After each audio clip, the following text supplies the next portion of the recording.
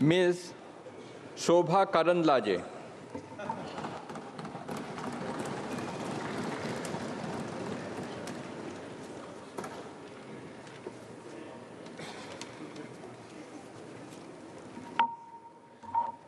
ಶೋಭಾ ಕರಂದ್ಲಾಜೆ ಎಂಬ ಹೆಸರಿನವಳಾದ ನಾನು ಲೋಕಸಭೆಯ ಸದಸ್ಯರಾಗಿ ಚುನಾಯಿತಳಾದಳಾಗಿ ಕಾನೂನು ಮೂಲಕ ಸ್ಥಾಪಿತವಾದ ಭಾರತದ ಸಂವಿಧಾನಕ್ಕೆ ಸತ್ಯ, ಶ್ರದ್ಧೆಯನ್ನು ಮತ್ತು ನಿಷ್ಠೆಯನ್ನು ಹೊಂದಿರುತ್ತೇನೆಂದು, ಭಾರತದ ಸಾರ್ವಭೌಮತ್ವವನ್ನು ಮತ್ತು ಅಖಂಡತೆಯನ್ನು ಎತ್ತಿ ಹಿಡಿಯುತ್ತೇನೆಂದು ಮತ್ತು ನಾನು ಈಗ ಕೈಗೊಳ್ಳಲಿರುವ ಕರ್ತವ್ಯವನ್ನು ಶ್ರದ್ಧಾಪೂರ್ವಕವಾಗಿ ನಿರ್ವಹಿಸುತ್ತೇನೆಂದು ದೇವರ ಹೆಸರಿನಲ್ಲಿ ಪ್ರಮಾಣ ಮಾಡುತ್ತೇನೆ.